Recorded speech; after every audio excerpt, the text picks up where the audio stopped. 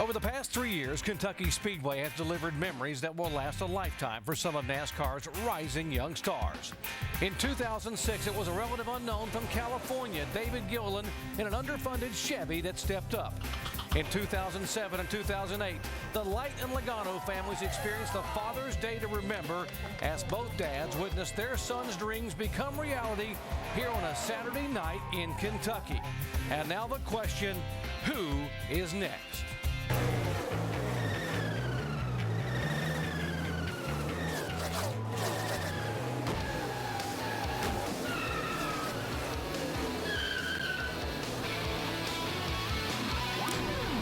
Welcome you live to our ESPN coverage of NASCAR Nationwide Series qualifying from Kentucky Speedway here in Sparta, Kentucky, just about a half an hour south of Cincinnati.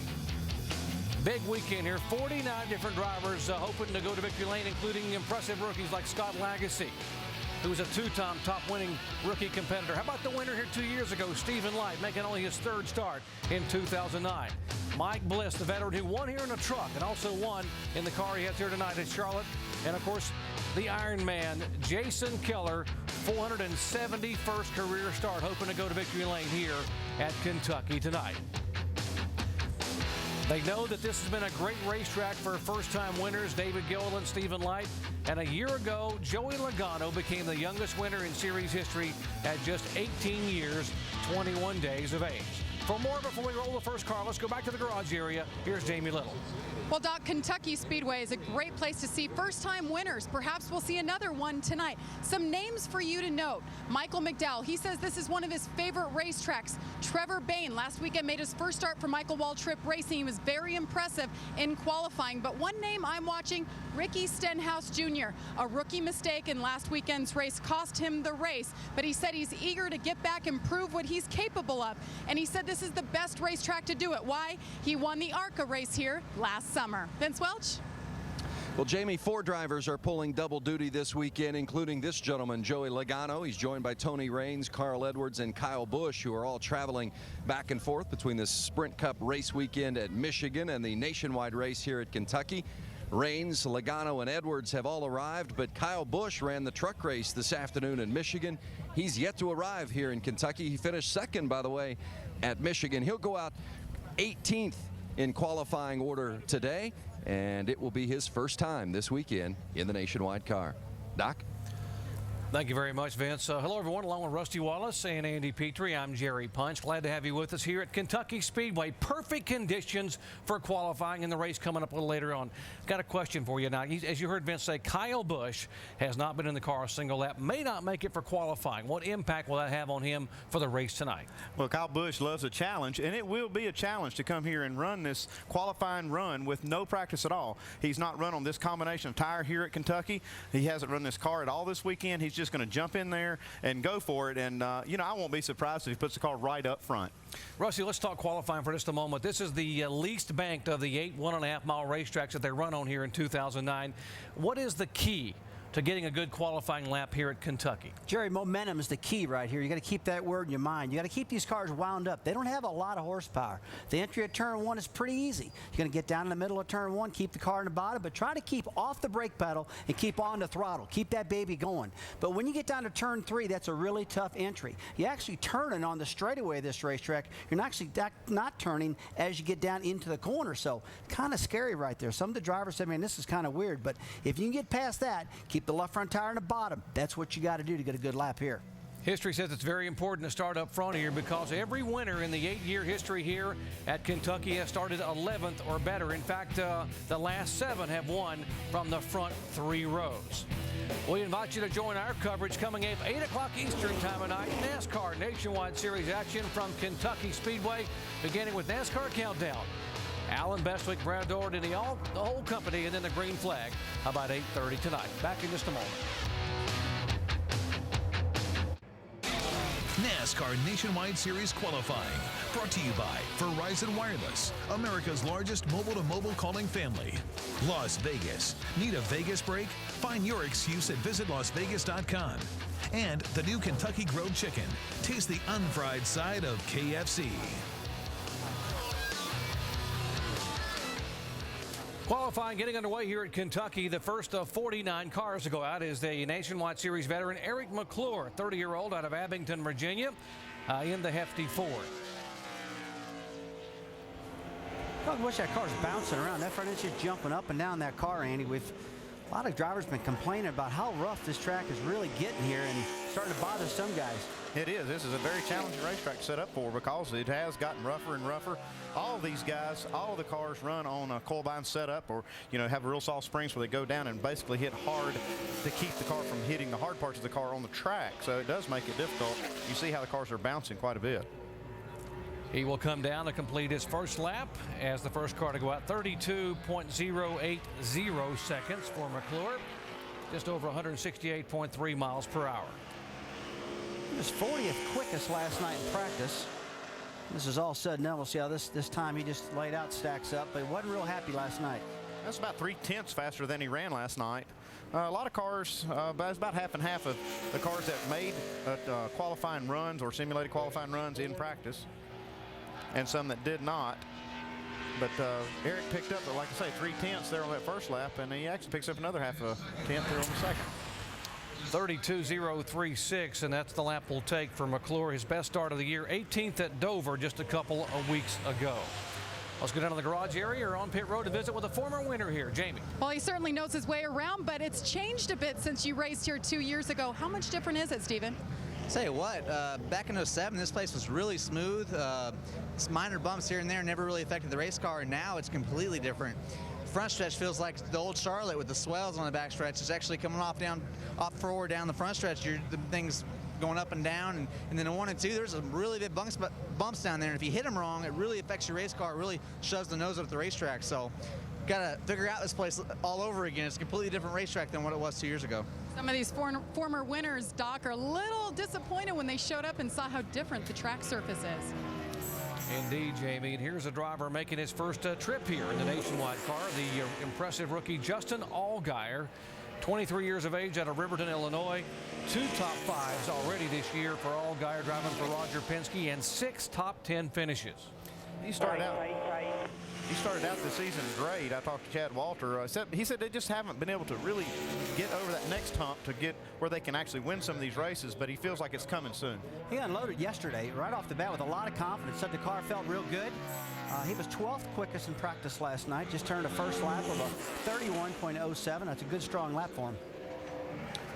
Brand new race car, so they're having to sort of break this car in here and the driver for the first time at a different racetrack. Well, that 31.07 would have been second fastest in our happy hour session last night, so that's not a bad lap. And I will tell you, the temperature out there right now, guys, is fantastic. I mean, perfect temperature for qualifying. Hardly any humidity. It's not hot. Drivers love it the way it is. I think the track can get a little quicker, but it's not going to have that big jump that we're accustomed to. Justin making his first Nationwide start here, but he has a lot of experience at this racetrack in ARCA. He finished 3rd in the ARCA race here last year in a heavier race car. A little bit quicker that second lap, 31.03. And as you mentioned, Andy, this young man has done a good job on the racetrack. You see how he's done here in the last 5 outings, including a 5th place at the old historic Darlington Raceway. That's the one that impressed me, Darlington, and seeing this guy run that racetrack as good as he did, and that track is so fast and so narrow and tough, and he got a great finish there. He's got a lot of potential. Next car to go out needs no introduction. The Nationwide Series veteran Kenny Wallace, 3-time most popular driver, 9 career wins, 10 career poles, driving the Chevy for Jay Robinson. Well, these guys, I was down in the garage area for practice yesterday with the 99 team, Trevor Bain, and Kenny was parked right beside him. They really worked hard on this car in practice. They moved trailing arms up and down. They were doing everything they could to make this car fast. That's Chris Rice, the crew chief. He was the one that was directing all the work. Kenny's really excited about this car. He says he feels good about it. It's the same car he had last weekend. If you remember, he ran really good at Nashville, but ran out of gas, actually. Lost a couple laps. After leading the race. Had a good race. Kenny has led at least 1 lap the last 3 races in a row, so he's been able to stay out there and lead and get some bonus points.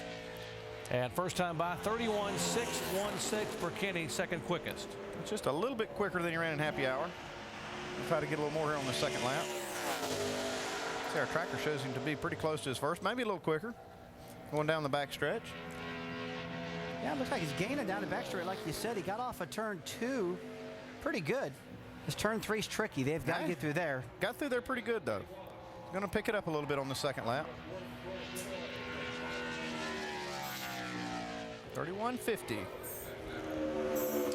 Picks up about a tenth of a second over that first lap. That's probably the biggest pickup of the 3 cars that have run so far on that second. All the second laps have been the quickest, but that was the most pickup.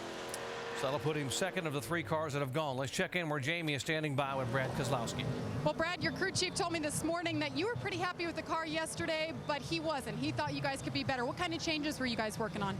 Just some front end changes to get over the bumps a little better, to get this GoDaddy.com Chevrolet as fast as the 18 to the 20. Seems like we've been right there with them, just a touch behind them. So we're working real hard to see if we can't get this car in Victor Lane. And they're working so hard, they didn't even make a mock qualifying run, Doc, so they have no idea what they have right now. What they do have, though, Jamie, is lots of momentum. This team has really caught fire since the struggling the first 4 events of the year. Now, this is a young man here that impressed so many people last week in Nashville, Tennessee. 18-year-old Knoxville, Tennessee native Trevor Bayne making only his 3rd career start. Yeah, I spent that time in the garage with him yesterday, and what a neat kid. I'll tell you, he's got just a great demeanor. There's Jerry Baxter, the crew chief, and they have a real good relationship. I see this being a really good thing going forward for Michael Waltrip to keep this guy in the stable. He got a hold of me last night. I was leaving a restaurant for dinner, and he goes, "Man, thanks for saying good things about me." I said, "Well, you keep doing that, we'll keep talking about you." But he's pumped up. He's in a really good car, too. This car really handles well almost all the time, but you got to drive it good, and he's doing that right now. Brand new race car for Michael Waltrip Racing for Trevor Bayne. Gary Bechtels, who put this team together, and Gary was ecstatic that the young man responded so well at Nashville last week. He's going to be a little disappointed with this qualifying run because he's a little slower than he was in happy hour when they made that run yesterday. I know they didn't make any changes on the car because I talked to Jerry Baxter right before qualifying. Said they left it just like it was because they had a really good race set up. But he does pick it up on that second lap, a 31.19. That's just a little tick slower than they ran in happy hour. He's picked up 0.3 of a second. That's the most we've seen out of the top 4 cars that have run right now, so pretty good pickup. You know, and I will tell you, Andy, that's something I really kind of expect. Tried too hard the first lap to make up for all that arc. I really expect some pickup out here because it's so cool. What he just said right there on the radio is they have this thing called Dartfish where you can actually look at a video and overlay your lap with somebody else from practice. And it's neat because you can see the different lines. And they looked at their line versus Joey Logano's yesterday, and there was quite a bit difference in the arc. And I think he was trying that in this qualifying run. Mike Bliss out to qualify has had history of success at this racetrack. In fact, you can turn back the clock to the NASCAR Truck Series back in 2002, and it was Mike Bliss in a packed house going to victory lane. And Mike, a little bruised up from a charity softball game that week, had some bandages on, but it didn't slow him down on the racetrack.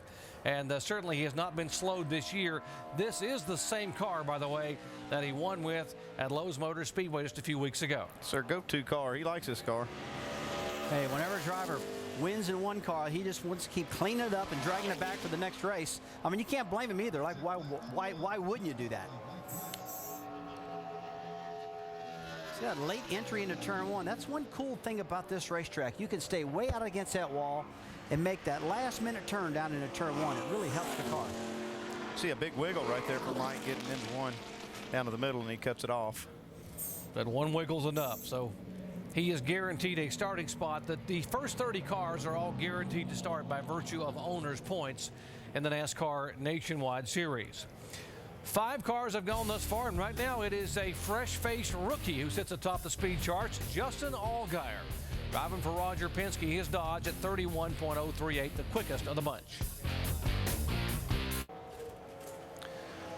Qualifying continues at Kentucky Speedway, the 34 car on the racetrack. That is Tony Raines. As you heard Vince Walsh say at the top of our show, he's one of 4 drivers pulling double duty this weekend. Qualified 41st in the Cup car in the Irish Hills of Michigan for the race tomorrow, and trying to get this Bob Jenkins car up to speed here for a maybe a top 10 qualifying effort here. So he's got the car off the bottom of the racetrack a little bit more than he wants to have.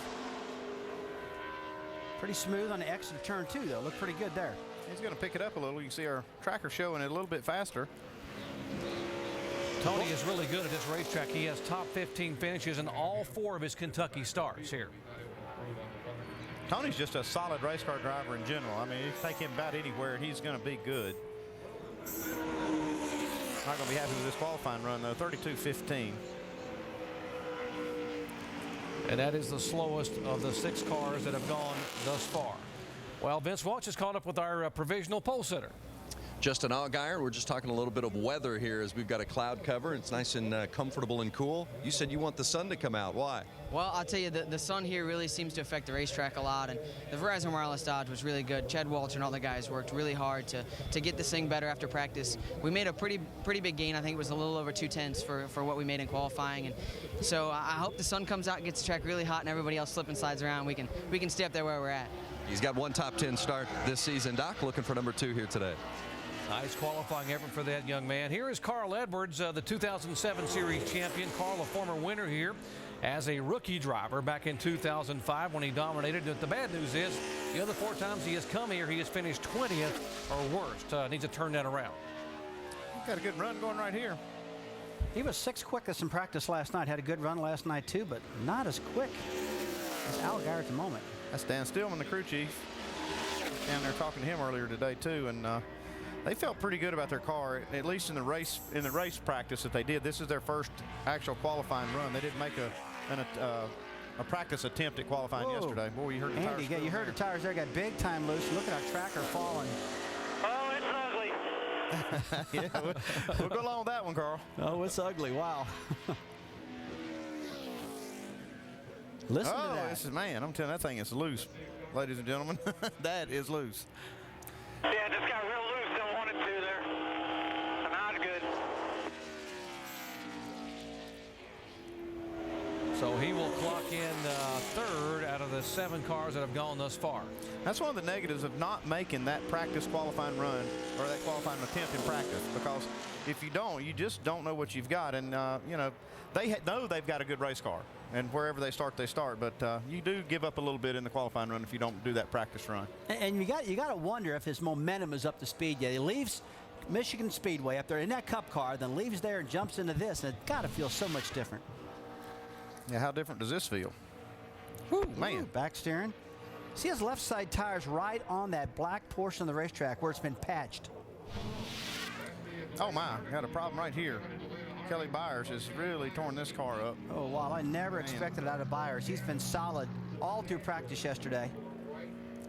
That is the Kevin Harvick Incorporated 33 that Kelly Byers. Totally my fault.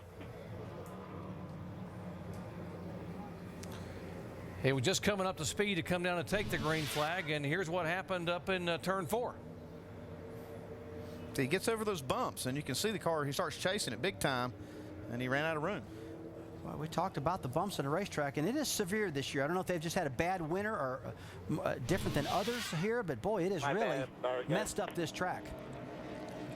He told me in the garage this morning that he said that in that final session he was really loose from the center of the corner off, and they were trying to adjust that, but they thought it would be good in the race as the night progressed. Obviously way too loose there to go out and qualify. Tough break for the 24-year-old Kelly Byers, who many in the garage area thought might be the next candidate to be a first-time winner here tonight. Now he'll be a candidate possibly for a backup car. Back in a moment. Well, there is Kyle Busch just landing from Michigan after finishing 2nd in the NASCAR Camping World Truck Series race and leading the most laps up there. He is in a big-time hurry because his car is just 8 away from rolling to qualify. So he will have to hustle in and get signed in if he has a shot to get in this car and get it qualified. While he comes inside, we will watch qualifying for the 27 car. Jason Keller, the Baker Curb racing effort. And Keller, last year in this race, folks, qualified on the front row, led 22 laps, and had a top 10 finish. Yeah, nothing's going to surprise me out of this fella. I mean, Jason is really good around this racetrack. He's one of those solid drivers, one of those go-to type guys. If you need to get something done, stick him in. He can definitely get you a good finish. He'll make his 471st career start tonight here. The Ironman 10-time winner. And not a bad lap, Andy, first time by. Yeah, that's a little quicker than he ran yesterday in practice. Going for a little more here on the second lap. We've seen some guys pick up a 10th or maybe just a little less than that on this second lap, so it's worth running to try to get that little extra speed. He keeps that car right on the bottom of turn 3 and 4, which we talked about earlier, is really key. You don't want to let that car drift up at all. Looks like his laps are almost identical if you look at that tracker. It's just tracking right over each other. And he's 100th of a second slower. Well, that is about as close as you can get. Jason Keller now 4th overall. It is Allgaier, Bain, Carl Edwards, and Keller. Let's talk to Carl Edwards. Vince. Well, Carl Edwards chatting with the engineer here after his qualifying run. You talked about the bumps in turn 1 and 2. Do you like those that give character to this racetrack? I love them. Didn't work out so well for my qualifying lap, but my Save-A-Lot crew has been working really hard. We didn't make a qualifying run in practice, so I wasn't quite sure what to expect. In that first lap, I ran right through the bumps, and I mean, I launched the front end and had the thing bouncing, so I thought, all right, my second lap, I'm going to arc this thing way in, and I drove in real hard on the top and got loose, and I just thought, man, I better just save it and keep going. And we've got a real good race car for tonight, but not a good qualifying lap. But I'm not against those bumps. I love them. I wish all those tracks had bumps like this. It's going to be exciting for the fans to see how the different drivers go through. Yep, gives character to it, makes a challenging race tonight, and that's what the drivers like. Make it difficult, huh? It should be fun to watch. A lot of bumps here, a lot of character, a lot of slipping and sliding here in Kentucky. Now, Scott Lagasse, the rookie on the racetrack, coming off that 11th place finish last week in the same car he's driving here at Nashville, and trying to get this car in the top 10. They were a little, they were very good in the first session, not as good in the last session last night. That was kind of a theme down there. I talked to a lot of guys, and some of them were good in one practice and not so good in the others, and it really didn't change anything on the car. The track just changed a lot between the two practice sessions, and it'll be different tonight when the race starts. Well, that first lap's about 0.2 of a second slower than what he was last night in final practice. Let's see if he can pick it up in the second lap. Not a lot of people have picked up much on the second laps, though. Scott has won an ASA race here back in 2004, finished 4th in the ARCA race here in 2007. In fact, he slows down right now, 31.38. Looks like Kyle. And he's fast on foot. He has to go sign in at the NASCAR. You have to sign in and make sure it's official for your license and everything to be, and then jump in a uniform. And he has got to hustle. His car is 4 away from qualifying. He's got to get a uniform on. Got to get a uniform. Hey, he has not been in his car, folks, the entire weekend. Now watch him get in his car and see what happens, huh? It's going to be good fun to watch. He'll be fast. He's going to get out of that racetrack, Jerry, and go, man, this place is bumpy. What's going on? And it's a long way from where he is in the garage area all the way down to where the car's lined up on pit road. Yeah, he's going to be very close to making them because, like you said, he's got to get dressed yet, and that takes a while. He's getting started early. Yeah, we might want to get off that shot for him. Go back to qualify. Here's the 88 car. It's a family show. Here's the 88 car. Brad Keselowski out to qualify. Brad has only run once here in the NASCAR Nationwide Series, but very successfully. He finished 4th here last year driving for Junior Motorsports. You know, qualifying has never really been an indication of how good this car will be in the race. He can qualify in the front, the middle, the back, and still be at the front before the race is over. Right in the set. I'm going to run you another. Yeah, he wasn't real happy with that lap. Said, I'm going to try another lap. That's a 31.36. That's 4th fastest. He was the fastest car in the final 30 laps at Nashville a week ago. Just ran out of laps, but he was actually running Kyle Busch down. Well, check this out. He's got a lot better lap going this lap. He's tracking quite a bit faster than his first and very close to the pole. He's second going out into turn 3 if he can maintain some momentum through there. Oops, a little bit of a slip there. Yeah, a little slip. Still going to be a little better than his first lap. It was definitely worth running the second lap, that's for sure. Yeah, he picked up a 10th and a half there. That will put him 3rd overall. Still the rookie Allgaier is on the pole, the provisional pole, and in a Dodge. Then Trevor Bain, and then Brad Keselowski. So right now, and here we go. Here he goes. Got the hat backwards for aerodynamic purposes. Yeah, a little bit more aerodynamics there. He's got it to build down a little bit, though. That's probably going to hurt his downforce just a little. Are you allowed to give oxygen on pit road? I'll guarantee you one thing. Next time he leaves Michigan, he'll have his uniform on when he gets out of the helicopter instead of having to go through that process. Folks, he just finished 2nd in the truck race, ran 200 miles at Michigan, and led 62 of the 100 laps. So he's not. He's already had a day's work. Here's Stephen Light out to qualify. This is a guy that really has a lot of confidence coming in here. Talked to him and his dad down there in the motorhome lot the first night we were here, and you know, this is an opportunity they have with Richard Childress. They don't get enough races. They'd love to have Stephen running every week, but this is definitely one of those tracks that they feel good about coming to, obviously because he's won here, but kind of his take on the track is really interesting, how much has changed since he did win that race. There's Kyle and trying to get his breath and realizing he's going to make it to his car. And this will be very exciting. Stephen Light started 6th back in 2007, led the final 13 laps. on what was a dream night for him and his dad on Father's Day weekend to be able to go to victory lane for the first time. He was driving for Robert Yates that night, by the way. Said the car was real tight in that practice session and happy hour, and they worked on it. Made quite a few changes, and looks like it's going to be decent. Now the big thing here for them is they want to have a good race car. Their qualifying position is important. They want to qualify well, but you really need that car to handle well for the race. And he picks it up 0.06 of a second on the second lap. Yeah, almost identical laps. And wonder what's causing that. We're seeing a lot of that here. I've never seen qualifying at Kentucky where almost the first and the second lap are so close. Usually you see a big pickup. Yeah, either that or you see where stickers are just much better, and the first lap is the one. Had to be real easy with it on and off the throttle. But you guys did a great job. Real good job. Yeah, and you're exactly right. If you have some sticker tires and you give up a lot the second lap, usually the first lap's really good, or else if you're pretty good the first lap, you get more momentum, and that second lap will pick up. It's like their momentum's already up the first lap, and that's all they got. Well, the NBA Finals continue with Game 5 on ABC tomorrow night. In Game 4, what a seesaw battle in Orlando. The Magic looked like they had a double-digit lead. Were on their way to tying it up, and suddenly the Lakers roared back in the fourth quarter in overtime. It was an impressive performance by Phil Jackson's bunch, and now we head back to Los Angeles. Game 5 on ABC coming your way tomorrow night. Coverage begins with 7:30 with GMC NBA Countdown. How about that three-pointer from Derek Fisher?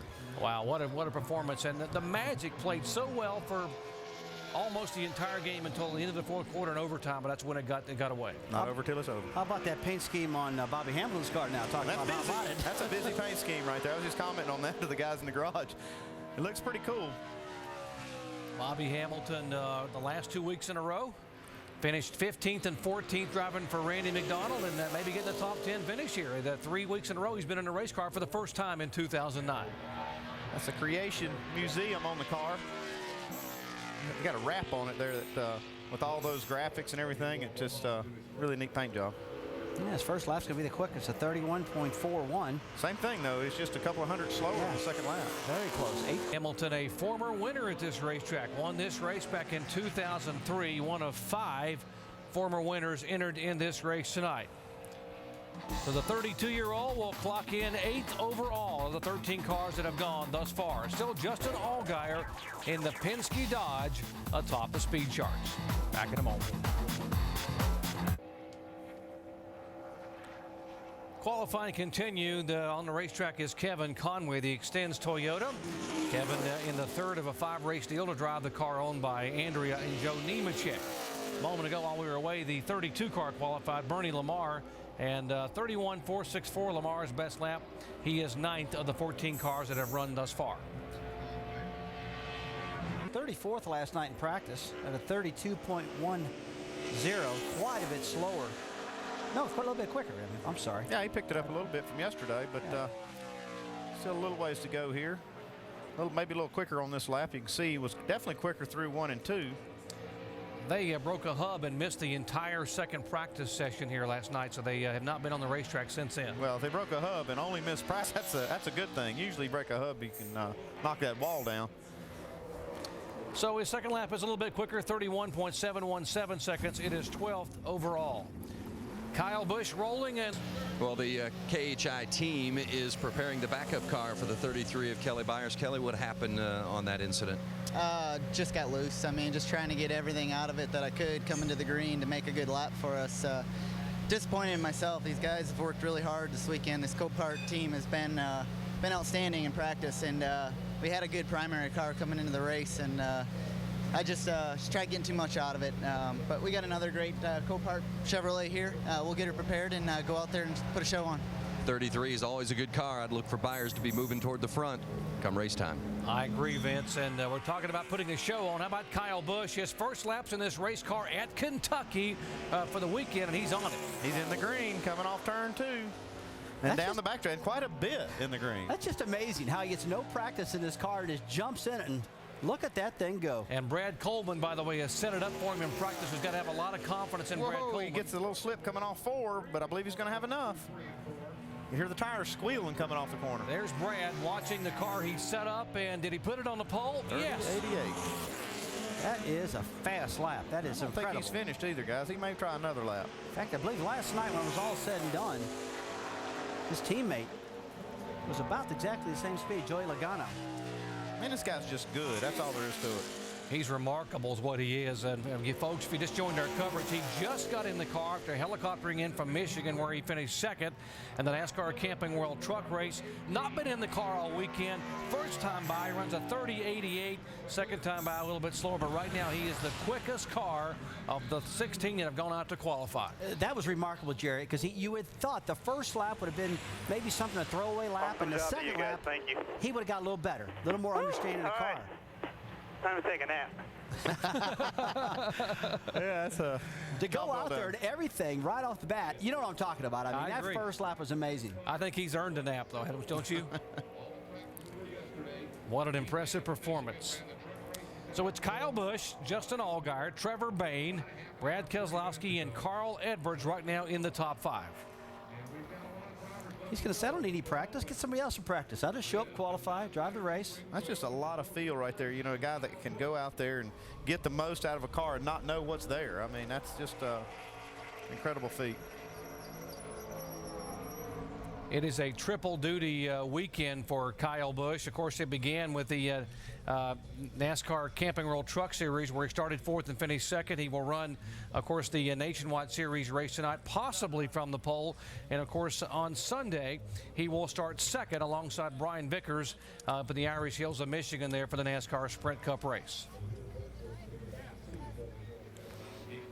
This is Brian Keselowski. He had a little unfortunate incident yesterday in happy hour where he dinged up his primary car, and you can see this is not his normal colors, Rusty. Yeah, this is one of the cars that Bobby Hamilton actually runs out of his stable. They rented this car to get it in this event, and this is one of the first laps he's had in the racetrack. Yeah, you can see our tracker's not even actually working because they had to get this car ready at the last second, and none of the telemetry equipment is on this car yet. This car is actually owned by McDonald Motorsports, Randy McDonald, and so because the relationships over the years of Brian Keselowski and McDonald driving for them in their truck series, they were able to loan Brian a car. And Brian told me, he said, I'm not going to run a hard lap in qualifying. We're guaranteed a spot. I'm going to go out here and just run a lap. Don't really know much about this car and just get it in a race. He said yesterday was not a good day for him. He wrecked his only really good race car, and then the Red Wings lost in Game 7 of the Stanley Cup Final, so he had a bad day all the way around. It's going to be pretty tough. I don't believe we have any timing and scoring on this car. I don't know if the transponders on this thing are off, so little problem here so far. While we check on that, let's check in with our provisional pole sitter. Is he catching his breath yet, Vince? Well, what a day it's been for Kyle Busch. He ran 2nd in the truck race up in Michigan, then a helicopter and an airplane ride and sprint down pit lane, and now on the pole provisionally here at Kentucky. What was more difficult, the sprint down pit lane or the 2 laps of qualifying? The sprint down pit lane, probably. Hadn't worked out in a while, so that felt pretty good. It was a good burn, but yeah, I got to thank these guys here. You know, the NOS Energy Drink Toyota is always fast anytime we're able to get behind the wheel of it. You know, and thank Brad for stepping in yesterday, practicing it. These guys, you know, to really give me a good handling race car for today. And it was good, you know, a little bit tight, but that's the way you need it in order to jump in for a first lap and just kind of put one out there. So I think Joey will probably beat it. That was just, you know, first couple on the track to get used to it and warm up to it, but car's fast. Did you take that 2nd lap because you thought you could go faster after putting up the first number, or did you just want another lap in the car? Both. You know, I wanted to get another lap in it, and also I kind of ran the same lap, you know, braking points, lifting, all that stuff, but I don't even know what the second one was, but, you know, hopefully it was somewhat close anyway. Just a tick slower, but still strong. That's Kyle Busch on the provisional pole. Thanks, man. Psychologically, that's a big blow. I mean, everybody's here practicing all weekend. He gets here 3 minutes prior to qualifying, puts his car on the pole. Here's Brendan Gaughan running 2nd in the rookie points by 1 point under Justin Allgaier. And let's see what Brendan can do.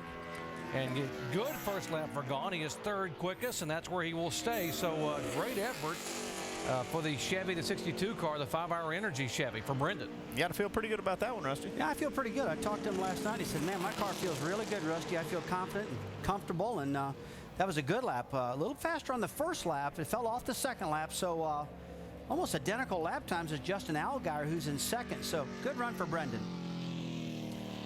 let's check in where Jamie is caught up with another rising star. Well, Ricky Stenhouse Jr. told me earlier you like coming to this place. Why is it so important for you to get redemption here tonight? I do like coming here. We won here in the ARCA race last year, and this City Financial Ford Fusion, it's been really pretty good all weekend. It took me a little while to get up to speed after last week, but I think we got a pretty good car here. Just going to make a good side lap, get in the field, and worry about the race tonight. All right, Doc, Ricky Stenhouse Jr., one of the many faces who could be in victory lane for the first time tonight. Making only his third career start like Joey Logano was a year ago here. Here's Jason Leffler, third in the point standings on the strength of 8 consecutive top 10 finishes. He's had a solid year this year, Andy. I mean, real strong performances out of this Toyota. Yeah, and that's Scott Zebedelli up there, the crew chief, and they have really gelled well and spent some time down there with Scott today. And they were trying the same setup they ran at Nashville. It didn't quite work for them, so they were making some changes. And you can see he was a little bit free, which might be good tonight. 4 trips to Kentucky, only 1 top 10 for Jason, and that was his very first trip here in 2004. He said, I got to turn that around. I keep getting worse and worse here rather than better and better. So, but they have been very good thus far in 2009. Looks like that car stepped out a little bit on the entry down into turn 3. The back of the car came out. You see that? Yeah, it looks free. It looks real loose. And that, you know, like I said, that might be good tonight when the track gets cooled down and starts getting tighter. But, you know, 7th place effort there in qualifying, not too bad, 31.26. 19 cars have gone out to take an attempt to qualify, and right now it is Kyle Busch. Rowdy Busch comes from Michigan, and right now the fans are all around appreciative of what he has just done, putting his Toyota on the provisional pole. Here is Eric Darnell, next car to go out to qualify, one of the Roush Fenway drivers, making only his 3rd start, or 4th start of the 2009 season. 3rd place, 31.05. Darnell, top 10 finishes the last 2 times out, 9th last week at Nashville, and 4th as the top rookie at Darlington just a few weeks ago. Well, look at the pickup from 1st lap to 2nd lap. Great job out of him. Lots of motorsports yet to come your way. NASCAR Nationwide Series at Kentucky coming up 8 o'clock Eastern time tonight, beginning with NASCAR Countdown. Alan Bestwick, Brad Doherty, and all the group. How about some NHRA action? Qualifying continues at 7 o'clock Eastern time and then 11:30 Eastern, as well as the finals tomorrow at 10 Eastern time on ESPN2. NASCAR Now, presented by 5 Hour Energy, tomorrow at 9 a.m. Eastern time. That's sort of a pre-race edition before the NASCAR Sprint Cup event up in the Irish Hills of Michigan. And, of course, the Roundtable, Alan Bestwick and all the guys, Monday, 5 o'clock Eastern time, ESPN2 for NASCAR Now. Here's a driver that ran very well last week at Nashville. This is the same car he qualified 3rd with and was the top finishing rookie with an 8th place finish. Got some experience at this racetrack, too. I believe he won the ARCA race in 2007. One of these racetracks he really loves. His hands full on that 1st lap. You can see it really just fell off. He never got it in the track at all. I don't see any cars out there, Andy, that are pushing the front ends. They all look really loose. And even though the track's pretty cool out there, the track is still loose. So he's not picking it up much on the 2nd lap. I was down there and they had this car on scales, changing the setup a little bit from happy hour. Trying some different things. You know, you hear guys coil binding left front versus right front. Said if they coil bind the right front, they were too tight. If they coil bind the left front, they were too loose. I said, well, coil bind both of them. He said, well, we tried. That'll be 16th overall. Disappointing for Michael McDowell. Well, Vince, the guy you're standing with, you don't want to mention race cars or Red Wings when you talk to Brian Keselowski. Well, Brian Keselowski certainly had a tough day yesterday with the race car and the Red Wings, but crashed in practice yesterday. And if you were watching our practice show, we told you at the time that there was no backup car as you look at the incident from Brian Keselowski in practice yesterday here at Kentucky Speedway. So, Brian, what did you have to go through to get a car here today to put in the qualifying effort that you just performed? Well, we worked with McDonald Motorsports and Randy McDonald, the owner, and we came over to him and explained to him our situation. And Randy has worked with some people before. We actually had Randy drive our truck series truck a while back, and so we've got a good relationship with that team. And we explained to them our situation and that we just needed to get a car just to go out and at least make a couple laps for the points. And right now we're in very big jeopardy of falling out of the top 30, which is going to be big. But you know, we just need to make a couple laps. And right now we didn't have a backup car, so they let us lease their car and make a couple laps and see how it goes in the race. But most likely we won't be able to make the whole race with it. But at least it gets us out there, and you know, we got to continue to get there, and we got to get home to work on our Milwaukee car because we wrecked it last week. So it's unfortunate. We've had 2 wrecked race cars. That's the only 2 I had designated for my 26 car, and it's pretty tough. No sponsors, and just trying to make this deal work. But we're going to make it work. They're not going to get rid of me that easy. Been a tough couple of weeks for Brian Keselowski, and as he mentioned, points a big issue. Doc, remember the top 30 get that guaranteed starting spot. Brian Keselowski currently sitting 29th heading into the race tonight. Exactly, Vince. He will be in tonight's race with a backup car, borrowed car, if you will. And that's how these teams do work together, because if he didn't get a car, he would definitely fall out of the top 30. And he was working hard on that car in the garage area earlier today himself. I mean, he was down there putting panels in, doing all kinds of work on the car to get it ready. Mike Harmon, the Birmingport, Alabama veteran driver in the 07, clocking in at 20th of the 22 cars that have gone out, 34.508 seconds. His time, of course, he is guaranteed a starting spot by virtue of, as you mentioned, being in the top 30 in owners' points. They put all the guys that have to make the field on time at the back of the field as qualifying, so they all run the same time. They run together. The top 30 will go first.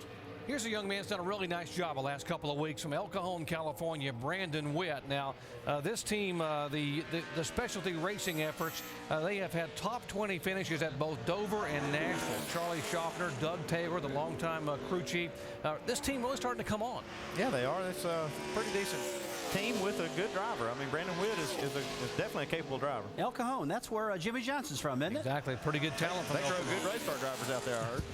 This young man was won the first ever short track race for Toyota at Memphis in 2005 when he was driving a truck, and won it from the pole, by the way. A 2-time pole winner in Memphis and Phoenix in the NASCAR Camping World Truck Series. 31.67 on the first lap.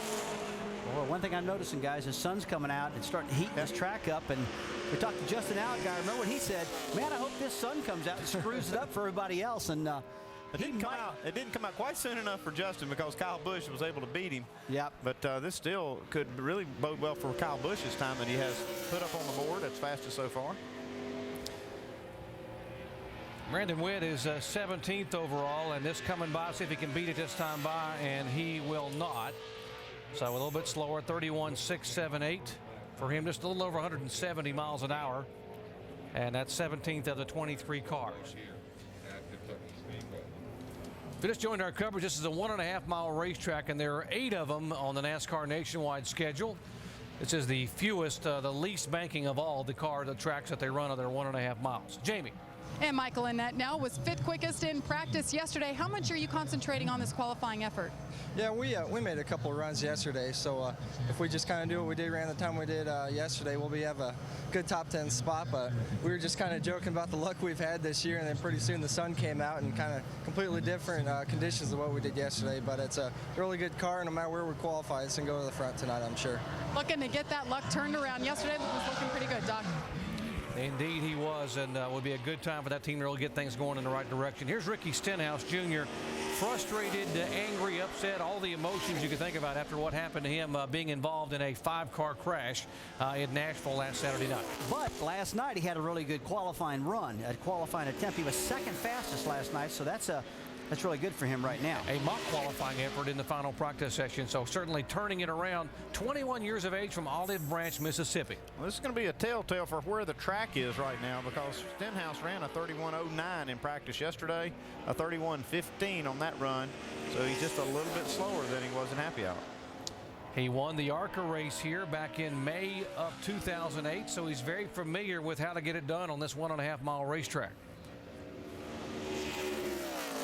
I talked to very few drivers that don't like this track. Almost everybody loves running here. So he's going to, well, I thought he was going to pick it up. He lost a little bit off of turn 4 and actually did pick up just 100th of a second. Now he is actually 4,000ths of a second. He is sharing this car here in 2009 with Greg Biffle and Matt Kenseth. And this car's done pretty well thus far in 2009. Take a look. They have 3 victories, a pole, and look, 7 top 10 finishes. Ricky Stenhouse now making his 3rd career start, and this one tonight. Saturday night at National Super Speedway, tempers flared late in the race. Brendan Gaughan, the 62 car, trying to pit. Mark Davis headed for the garage area, and there is contact on pit road, which has now led to the indefinite suspension of the crew chief, Brian Barry, for Brendan Gaughan. Brendan standing by now with Vince. Well, a good qualifying run for Brendan, but certainly it's been a difficult week for this entire team. And Brendan, what's been most difficult for you this week in the allegations that have been put out there, and also working with a new crew chief and some of the things that you've had to deal with personally? Well, you know, the difficult things for poor Brian Barry. He's sitting there at home right now watching this, and, you know, our thoughts are with him. You know, we all have a lot of belief and faith in Brian, but Shane Huffman and Jason Rogers have been listening to us all year. They've been my car chief and my engineer, and I speak a little different language in NASCAR. I mean, what I say doesn't necessarily mean when I say Ackerman, it doesn't really mean Ackerman. They have to, Brian understands it, and Shane and Jason have learned a lot listening to me. All the confidence in the world. It's Brian's, you know, US Fidelis. That was last week. Our 5-hour energy, extra strength Chevrolet this week, and they did a great job with it. You know, it came with Brian's setup. The guys have done a great job in practice. I think we'll stay definitely top 10. I can't tell if we dropped out of the top 5 yet or not, but easily we'll stay top 5 or top 10, and we're just going to go and put this behind us and go race cars and do what we do best, and that's drive NASCAR races. Yep, and I would say that Brendan Gaughan described this track as a character builder. Kind of been a character building week for this team as well, guys. It really has. And Rusty Wallace, you own that car, Brendan Gaughan, as you're watching Danny O'Quinn go out and qualify in his Sundrop Chevy. Rusty, it's been a tough week for you, and you had a conversation, got a phone call yesterday from Mark Davis, his dad, Harry Davis, about the whole situation. Yeah, he just told me, Harry Davis, really cool on the phone. It was great talking to him. He said, Rusty, I hate this happened. He said, I'm embarrassed by it. He said, let's just move on and get past it. I wasn't down there. I didn't hear anything, and I really hate that we all have to go through this, but we have. And, you know, we'll move on and get past it. There's not much more to talk about it. Brian's going to serve his suspension, and we'll get him back to the track as quick as he can, as Joey Logano comes on the track right now. If there is a car, Andy, that has a shot at the 18 of Kyle Busch, it's his teammate Logano here. Yeah, I'm sure Kyle was looking at that sun thinking, man, this might help me, because he's really worried about Logano beating this time, and he's very close. I saw a little slip on Logano coming to get the green through 3 and 4, and I don't know if that's going to hurt this first lap. Andy, last night, Logano's fastest time was a 30.88 second lap. That's exactly the same speed that Kyle Busch just ran to grab his pole. And he did not make a qualifying run, a qualifying simulation run, from what I could tell last night in happy hour. And he does it, 30.881, and so Joey Logano. 0.03 of a second. Whoa, and he about crashes it down there in 1 and 2. There's his dad, Tom, who had that special Father's Day gift a year ago here when he watched his son win. That's enough, babe. You did a great job, man. Proud of you. That was Dave Rogers saying, pole, man. So what do you do when you have teammate cars? They run exactly the same speed. That's being prepared really, really good. I mean, I haven't seen all year long where team You're cars driving fool, man.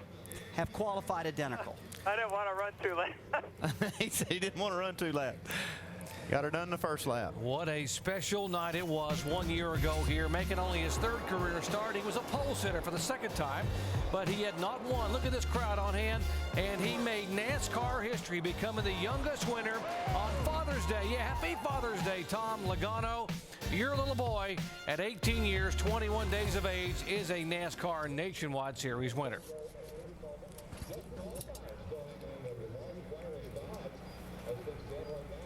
Pretty surprised that he run that quick, probably. So we'll talk with Joey in just a moment. He gets unbuckled. Out on the racetrack is the 66 car of Stephen Wallace, who is a former winner here as well. Also equaled his best finish of the year last week at Nashville, 7th. Oh, he got a big wiggle coming off too there, but he had some speed when he got there. Yeah, that car looks pretty good, but like you said, he's going to have to make it up in the 2nd lap. He was 9th quick last night in practice, pretty happy with the car. Actually said last night his car was a little tight, and they decided not to change anything. He's probably glad he didn't loosen it up anymore. So everything's for the 2nd lap right now because he's basically lost his 1st lap. And that 1st lap's only 21st quick after that big wiggle in turns 1 and 2. A little more conservative this time through there. And you can hear the tire. Yeah, you hear the tire squall on that car also. But he maintains a lot more speed off of turn 2, as you can see our tracker. His best start here at Kentucky was 7th in 2006 when he had probably one of the better cars on the track. Had a chance of winning that race. Got a little contact, he and Carl Edwards. And he just misses it. He's 12th overall, 31.326 seconds for Stephen Wallace, 12th of the 28 cars that have gone out to make an attempt to qualify. So right now it is Joey Logano, Kyle Busch, Allgaier, Darnell, and Brendan Gaughan, the top 5.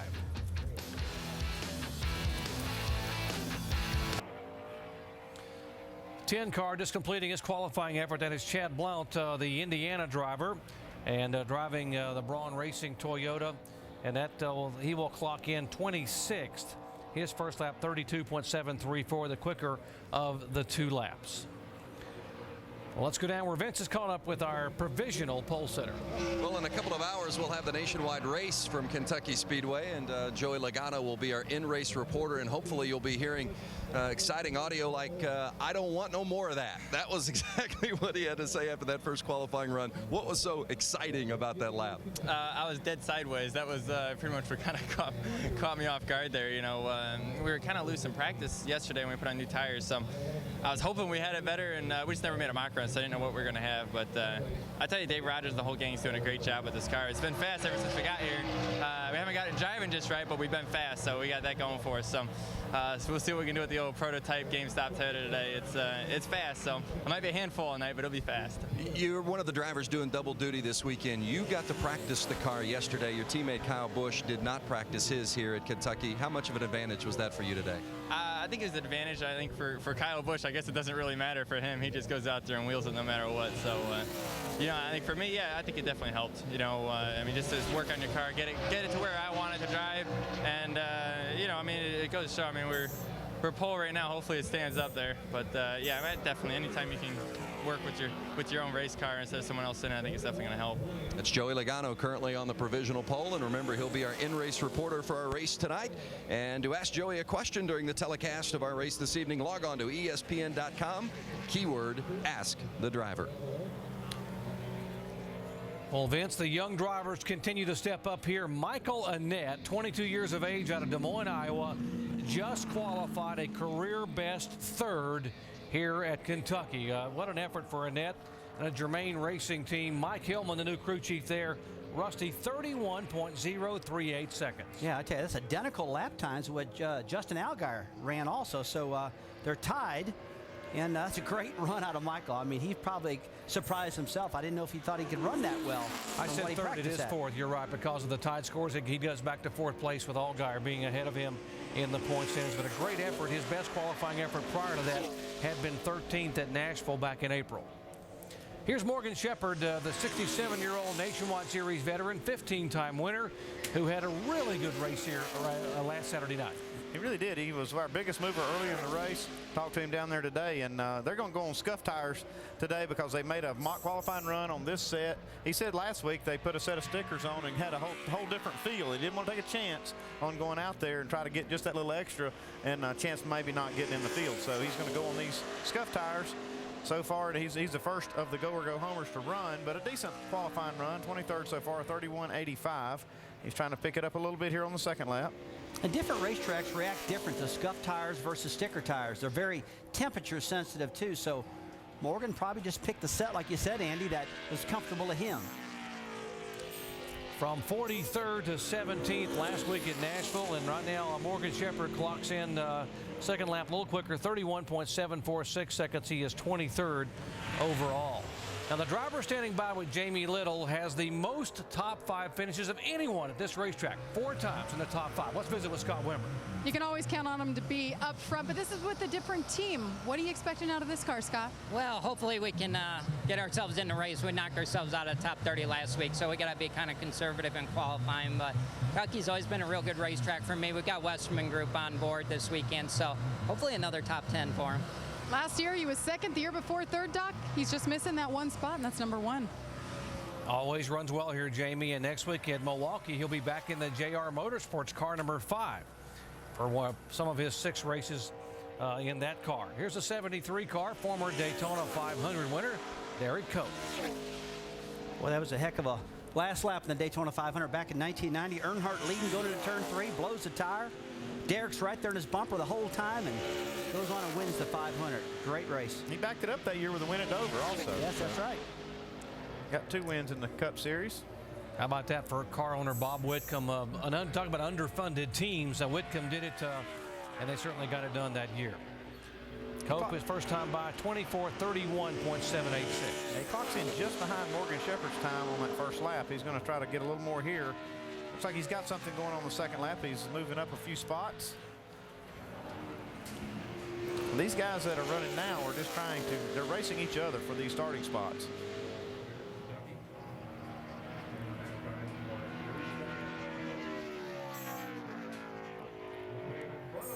It looks like Morgan was the first guy of the fellows that got to make it on time now.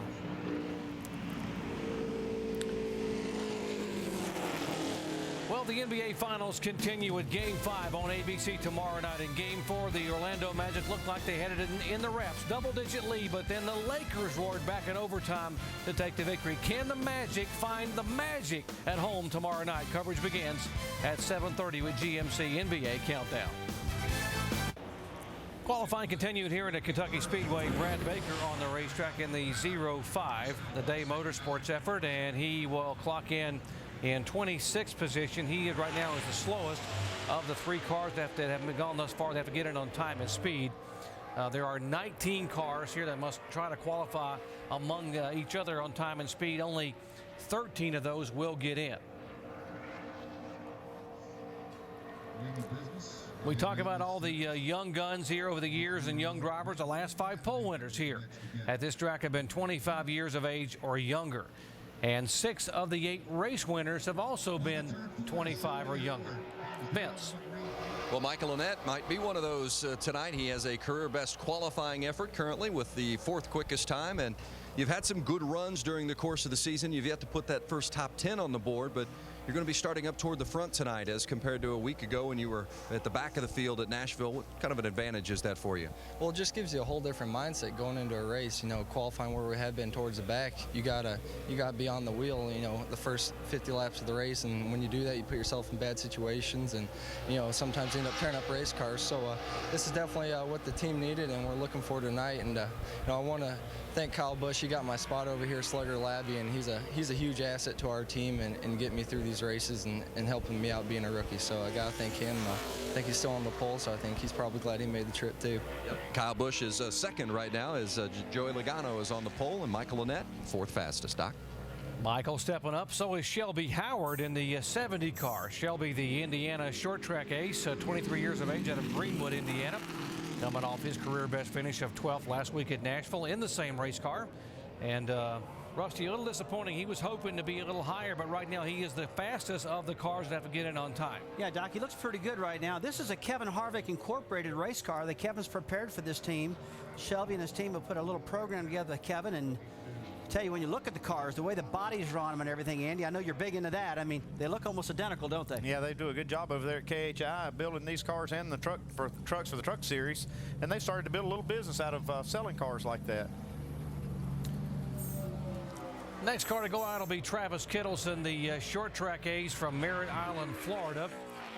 He's won about everything you can win on short tracks in and around Florida in the southeast.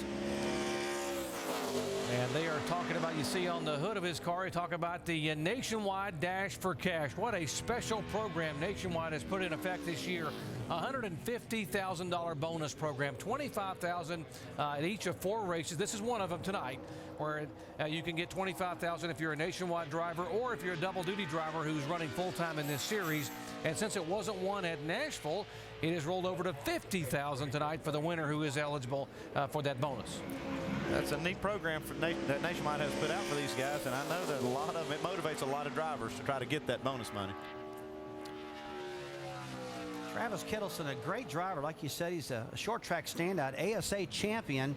But he's not going to like that first lap, 32.56. Not at all what he's looking for right now. He's definitely have to pick it up big time on the second lap.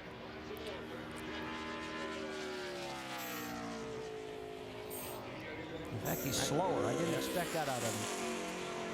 Lost 22 hundredths on the second lap, so he will right now have to wait and see if he will get in the field tonight. Again, 6 cars will not qualify. 43 start, 49 are here. Yeah, Travis is not going to feel comfortable sitting on a 32.56 when these other cars are going out to qualify. That's going to be borderline for sure.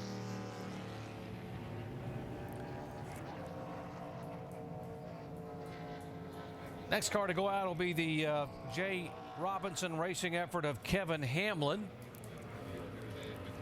Going out to try to get his car in the field. There's the 49. Curtis Davis has normally been driving this car, but they have Kevin Hamlin in it this weekend. Yeah, Kevin Hamlin is a development driver, has been a test driver for Ganassi and Earnhardt Ganassi team out from the West Coast. Had a lot of success out there. Also a two-time Northwest Series champion. We've been seeing a lot of champs out here running. We just saw Travis Kelce won, an ASA champion there. Now Kevin Hamlin, a Northwest Series champion. Jerry, the series bring a lot of talent in. Really does, and a lot of the Cup owners are watching for these series champions. Back in the old Southwest and Northwest Tour, now the Camping World East and West Series, to give these young drivers a shot to come run. Versus the pole sitter, this is the fastest lap of the go or go homer so far, 31:52. Clocks him in 19th fastest overall. This car was 14th quickest in the final practice session, so they were really good all day long yesterday. It just goes to show the talent behind the wheel. I mean, we all know Kevin's a good race car driver. If you win 2 championships, I mean, you got to be pretty doggone good. You just got to have a car that can show your talent. Moves up a spot there to 18th, just ahead of his teammate, Kenny Wallace.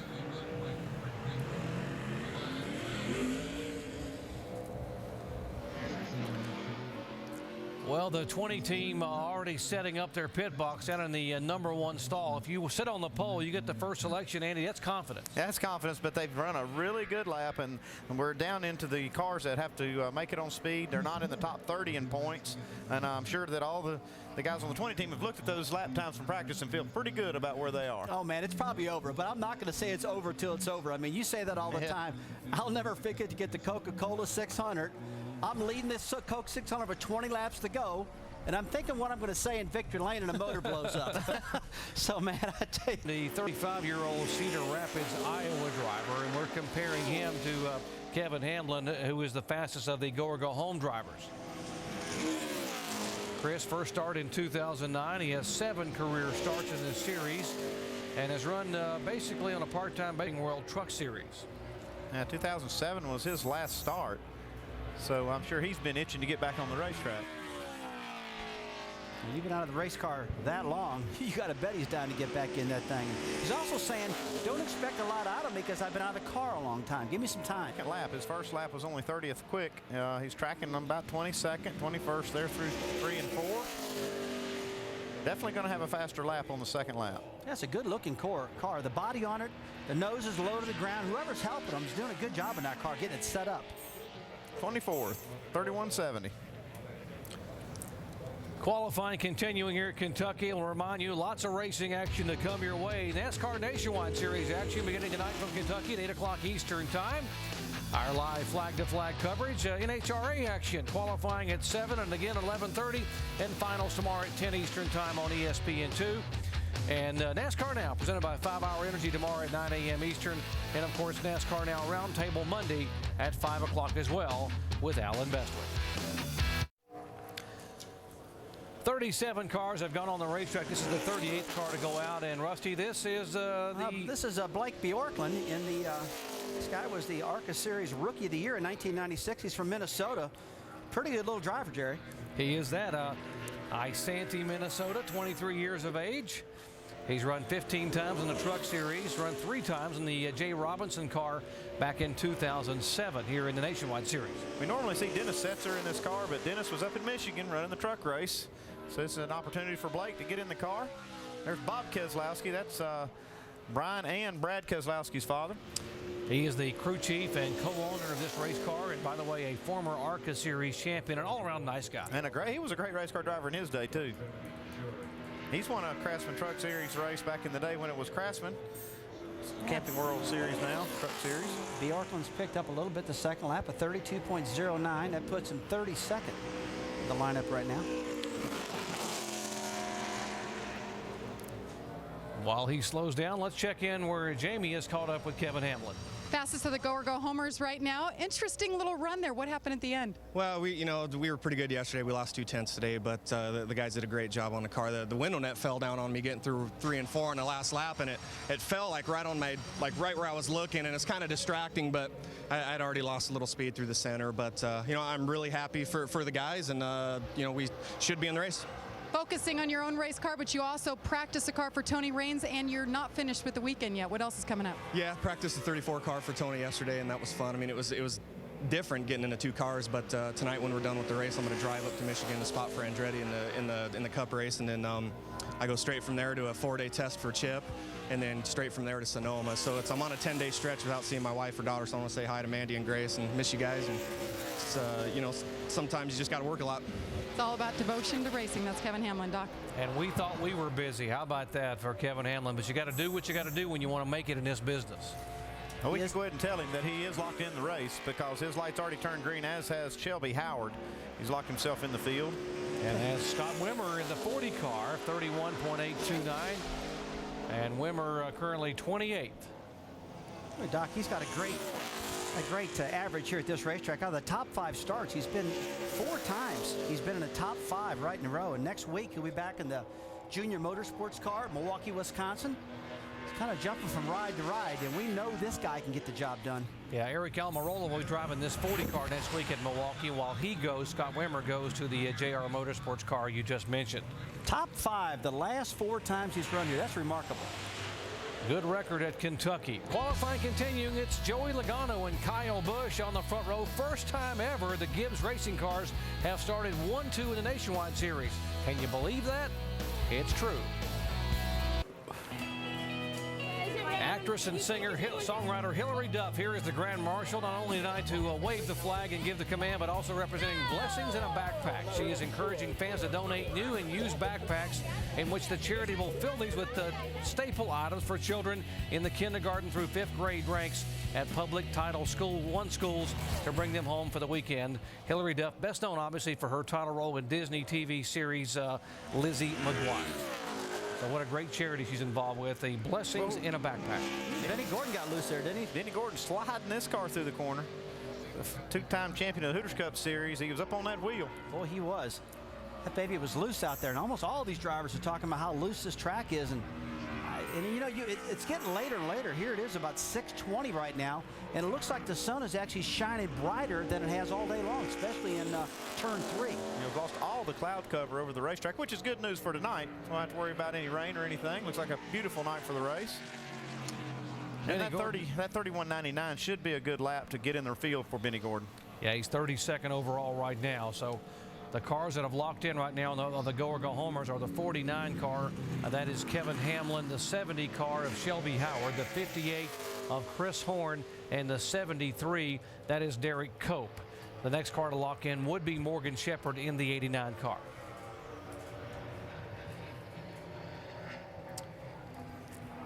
Here's the 42 car going out to qualify. That is Kenny Hendrick, the 39-year-old out of Chino, California. We talked about great charities. Now, the folks that own this car, Evander Holyfield and Eddie Smith, have put on the hood Little Red Wagon Foundation. That's Zach Donner, the young man you've heard about, who is walking across America, 11 years of age, going all the way to Washington, D.C. to the White House to draw attention to homeless children in this country. There's the champ, the real deal, Evander Holyfield. He must be a real race fan because I don't think he's missed many of these races. I mean, a lot. That is so good, Andy, to see him down there. I mean, what a superstar. And here he is standing on pit road at Kentucky Speedway watching his car.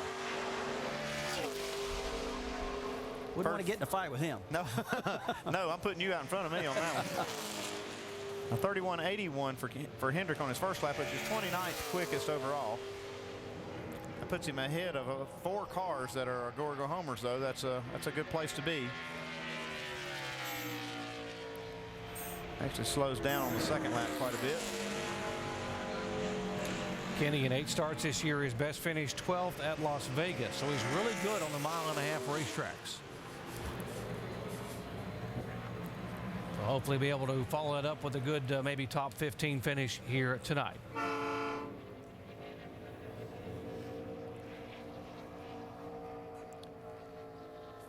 41 cars have gone on the track to attempt qualify. Still 8 to go of the 49, and now it gets down to nail-biting time for some of these guys that are trying to get in. Here's a 09 car, John Wes Townley, one of the talented 8 rookies we have in the running for Rookie of the Year here in 2009. He's had a tough go here lately. He had a great qualifying run last week at Nashville and got a little loose and got in a crash and knocked him out of that race. And he just needs to have a finish. He just needs to get some more laps under his belt so he can learn these nationwide cars. They're hard to understand. He's just got to get a good lap finish. going here, too. I mean, he's tracking 15th so far. Car's bouncing around a little bit, though, on him, getting off of turn 4. But a great run here on this first lap for John Wes Townley. 14th. Locks himself in with a 31. Shut her down. Shut her down. That's Brad Parrott, the crew chief, saying that's good right there. P14 hot rod, 31,336, man. 31,336. He has gotten a awesome lot of help. man. That's the way you got to do it.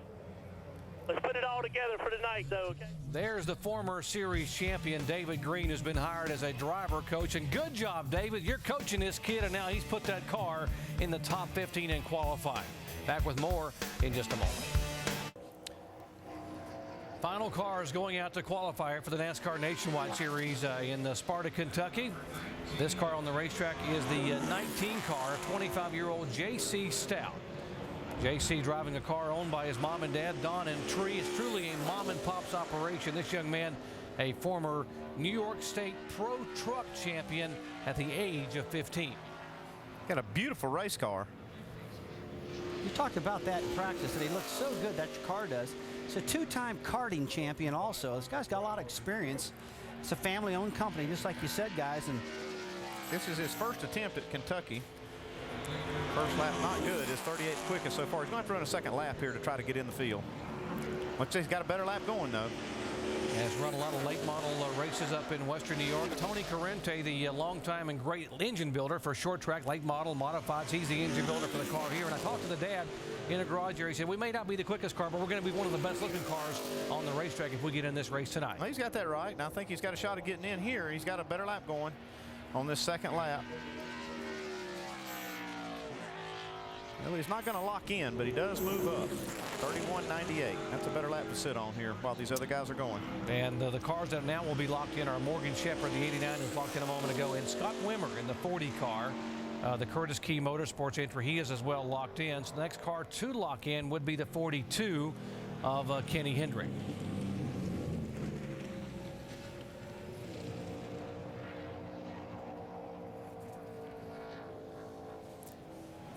Here's the 0 car, Owensboro, Kentucky native, one of the drivers here in his native state, Mark Green.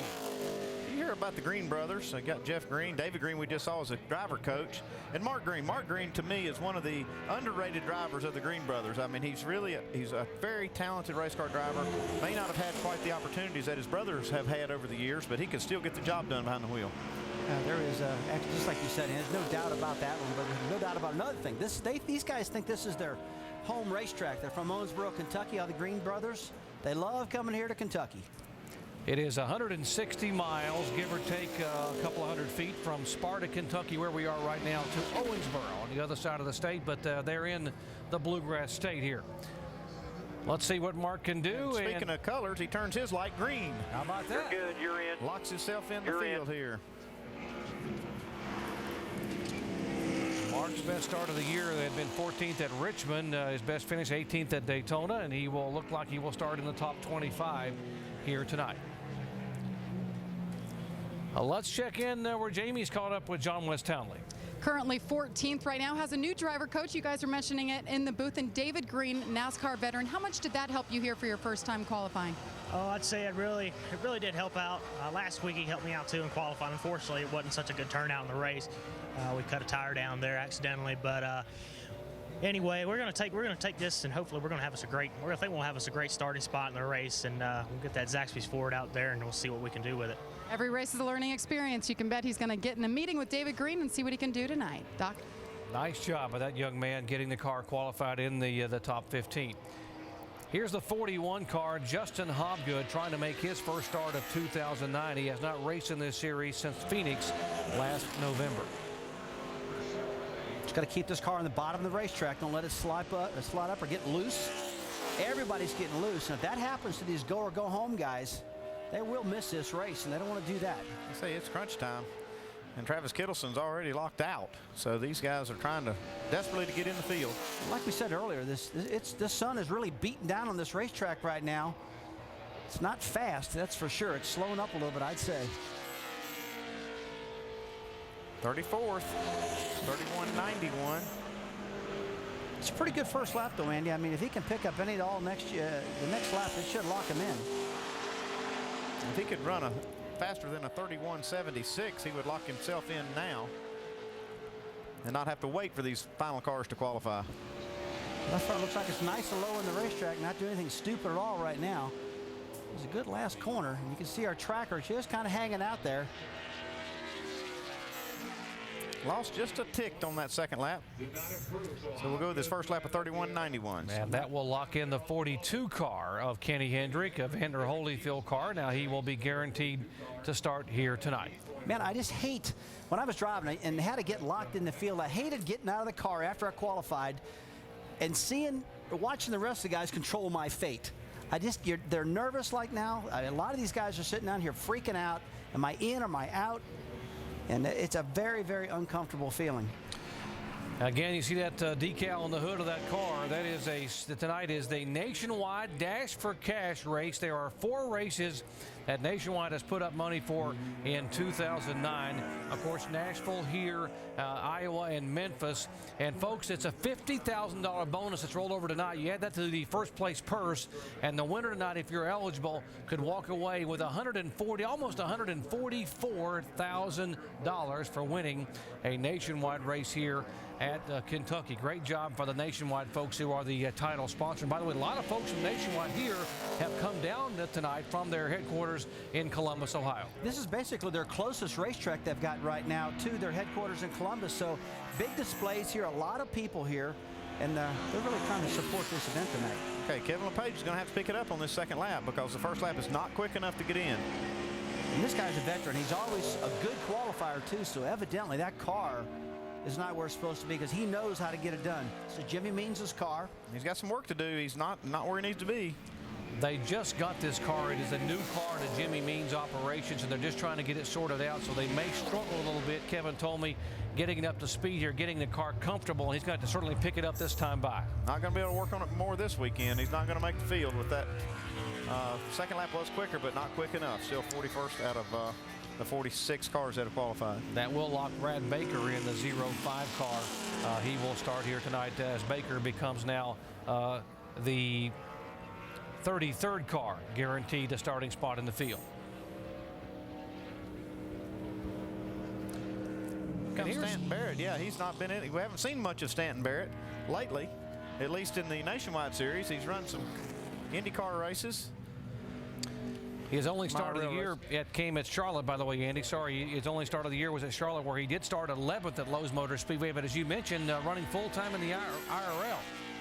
I tell you, everybody knows Stanton from being a stunt driver. I mean, he does a lot of cool things in Hollywood, but he's been doing a lot of IRL racing right now. In fact, he's finished 6th at Milwaukee, and he finished 12th at St. Petersburg, Florida, in the IndyCars. And so he's a pretty versatile driver. I tell you, Milwaukee is a very tough track to drive for anything, but in an IndyCar with all that G-force, I mean, Stanton really did a nice job up there running in the Indy Racing League. He saw on the wheel through 3 and 4, but he's got a good lap going here, enough to get himself locked in the field.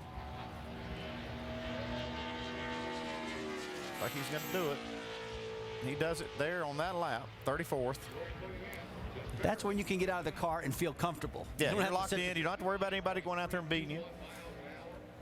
The guys that really have to, that are doing what you said, Rusty, is Justin Hobgood and J.C. Stout. They're sitting down there with their laps of 31, 92, and 98, waiting on the other guys to see if they can beat it. It's no fun. No fun at all. Very nervous.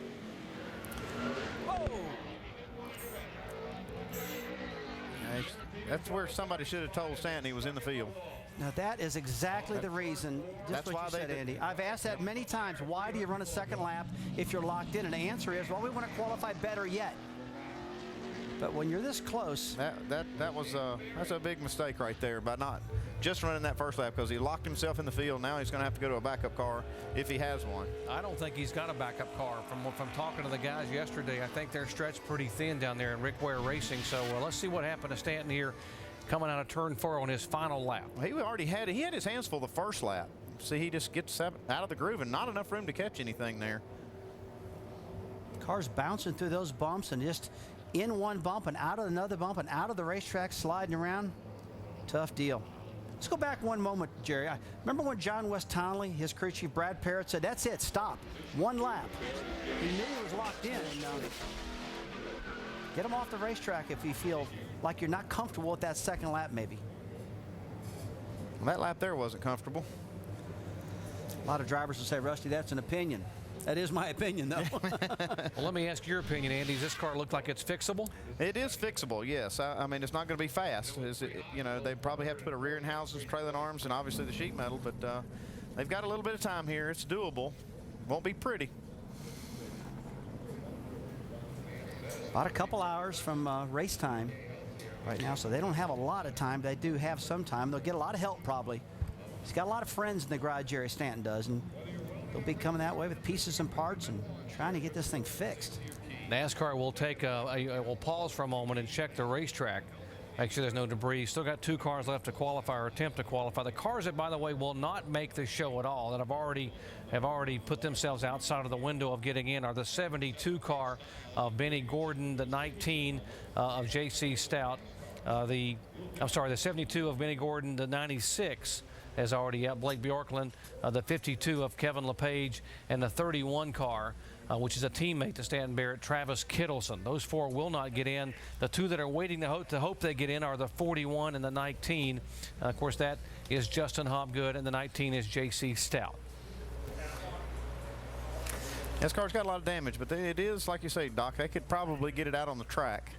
This is not the situation they want to be in. They need to let him know that he's locked in the field right now, and he's got an option here.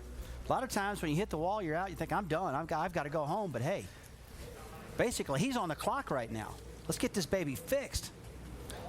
And remember, this is almost $1.5 million purse here tonight at Kentucky. So one of the top 10 purses in the Nationwide Series for the season. So just to start this race is going to pay him pretty well. Jerry, I'm really surprised. I'm getting off subject a little bit with you, but I'm really surprised about the guys that have missed this race so far. Benny Gordon, I mean, this guy's an 05 and 08 Hooters Pro Cup champion, Andy, a good champion out there. And you look down the list, Kevin LePage, this guy always gets done. And what about the ASA champion, Travis Kittleson? He's out of the field also. It just shows you how competitive this series is. It's very difficult to come out here and compete with these guys. Let's talk to Stanton Barrett. Jamie? And Stanton's looking over the damage here in the team as well. What do you think, Stanton? Do you guys have a backup if you need it? Well, our cars we were running on the track. Well, I guess we'll just try to get this fixed and get it on the grid. They said we needed more, so we just tried to get more, and apparently we didn't. So a little miscommunication with the guys on the team there, but nothing you can do about it now. We just got to figure out how to get it on the track. And looking at this damage, Stanton, you think you guys are going to be all right getting out there tonight? You are locked in, as you said, you were locked in first lap. Yeah, they didn't tell me, so all we can do is get another bumper and cut it and do the best we can. It's not impossible to definitely have our work cut out for us, so I'm going to go to work and help him out. All right, Doc, he's going to work too. He is an owner after all. He's got his hands all over this car. A lot of repair work to be done there. And by the way, correction, Stanton did finish 12th at St. Petersburg in the opening RL race of the year, but did not get the 6th at Milwaukee. So we will correct that. He's hoping to get this car corrected and get it in the starting field tonight. They better get it jacked up and get to work here. You're not going to be able to talk it fixed. I tell you that, you're going to have to get to work. That's Rick Ware right there. He's going to be directing these guys and making the decision whether they fix it or not.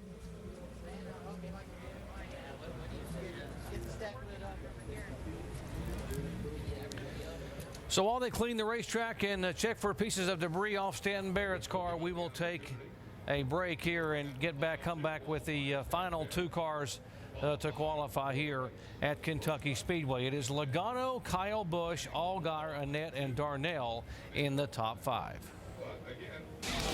NASCAR Nationwide Series qualifying, brought to you by Capital One. What's in your wallet? And Verizon Wireless, America's largest mobile-to-mobile calling family.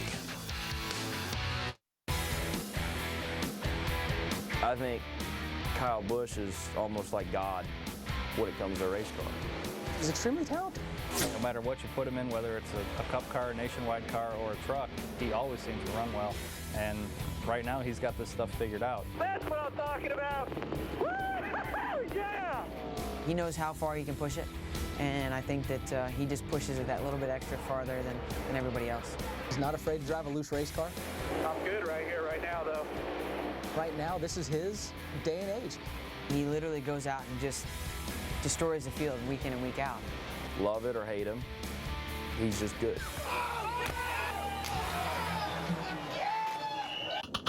Not afraid to push the envelope after finishing second in Michigan in the NASCAR Camping World Truck Series race and leading the most laps. He was a mad dash, getting off the helicopter, running the side end, changed his clothes, and had about 5.5 minutes to get down pit road, catch his breath somehow. And there's Brad Coleman who set the car up for him. He climbs in the car for the first time the entire weekend, folks. And the very first lap on the track, he puts it on the provisional pole. Now, he would later be beaten by his teammate Joey Logano, but what an effort for Kyle Busch, who right now will start second here at Kentucky in a car that he has turned just 2 total laps in the entire weekend. Finishing qualifying, here's the 91 car on the racetrack, Jeff Green, former Nationwide Series champion. If you're wondering, does he get a provisional? No, that is not the case for Jeff this weekend in this car. Sound like a technical problem on the entry list. The original entrant, his name was not withdrawn prior to the deadline, and Jeff's name came in later, so he is not eligible then as for the champion's provisional. That's a 31.96, and that locks in Justin Hopgood. Puts him the next car to be locked in. So he's going to be on the bubble for this last car, which will be his teammate. It's no pressure, isn't it? And that means that J.C. Stoughton, by the way, will not start here in the 19 car. Johnny Chapman. Johnny, of course, the former Goodies Dash Series champion back in 1991. Best start of the year, 23rd just last weekend in Nashville, Tennessee. So we've got to battle the car owners right now. Is that right? Well, these are teammates. One's going to be in, one's going to be out. Who's going to get in? Who's going to get? Who's not going to get in? Right The now, good news is one of them will be in the field. Right now, we don't know which one. So far, it's Chapman. Looks like a lot of momentum off of turn 4, and the tracker staying in the green right now. It's like that technicality of not getting that entry blank in on time or with the right name is going to cost the 91 team of Jeff Green a spot in the field. Well, can you believe that the past champion Jeff Green has been bumped out of the field by his teammate Johnny Chapman? That is a sick feeling, especially since you're from Kentucky. This is your home track. You really wanted to be in that race to show off in front of your fans here. Well, it is official now, folks, that Joey Logano has picked up his 5th Nationwide Series pole in his 31st start. And prior to this qualifying, there had been 8 different pole sitters and 8 different races here, and not anymore. He becomes the first repeat pole sitter here at Nashville. He won the pole a year ago and went on to become the youngest winner in Nationwide Series history that night at 18 years, 21 days. Well, I'll tell you, Logano had a lot of confidence. He took that pit box and went down to that #1 position, set it up, put the banner on the wall, said, hey, I'm the pole sitter. I'm not waiting till this thing's over. I feel that confident. And that's a lot of nerve. I don't know if I'd have that much. Well, the rest of the field has to pick their pit by the way they qualify. They'll do that right after this session's over, which it is now. They'll start pretty soon after that and pick the pits. We talked about how the last 3 years this race has given us a first-time winner, folks. 30 of the 43 drivers who have now qualified tonight have never won a NASCAR Nationwide Series race. And get this, in the top 8, 6 of the top 8 qualifiers have not won. We could see another first-time winner here tonight. That's why we call these opportunity races. Well, one thing that's going to be exciting right now is watching what happens to Stanton Barrett, whether he can get that car fixed. We're about 2 hours right now away from the start of this race. it's going to be really interesting to see if we can get that car fixed. Always get great crowds on hand here to watch the NASCAR Nationwide Series in Kentucky. The NASCAR fans love coming to this gorgeous mile-and-a-half racetrack. Here's the starting grid. It is Logano and Kyle Busch. First time ever the Joe Gibb cars start 1-2. How about Michael Annett right there in the 4th spot? Great qualifying run. Ricky Stenhouse. Trevor Bayne. What about Trevor Bayne? Qualifying 8th in that number 99 car. Good job out of him. Stephen Light, the 2007 winner. John West Townley, how about a good qualifying effort for another rookie up there? Kenny Wallace starting 20th in that 10th row. Looks good out there. See some guys will be coming from the back. Mike Bliss coming from the 11th row. And never can take your eye off of Scott Wimmer now. Scott's going to start 30th, but man, he has been so consistent at this racetrack. Stanton Barrett trying to get the 79 car repaired. That's where he would fall in. Danny O'Quinn there. Justin Hobgood, Brian Keselowski, and of course Kelly Byers in a backup car. One of the favorites. He wrecked in qualifying. They'll be bringing the backup Kevin Harvick Incorporated to Chevrolet to watch Kelly come from the back of the pack. Race time approaching, and the drivers have now headed in for their mandatory drivers and crew chiefs meeting. You see Kyle Busch now smiling in there after it's already been a heck of a day for him, coming down from Michigan after running and leading the most laps in the Truck Series. Racing coming your way in just a few hours. The NASCAR Nationwide Series at Kentucky, 8 o'clock Eastern time tonight. Coming up next, United Association Route 66 NHRA qualifying. Again, congratulations to our pole winner, Joey Logano. This has been a presentation of ESPN, the worldwide leader in sports. We'll see you at 8 o'clock Eastern time tonight.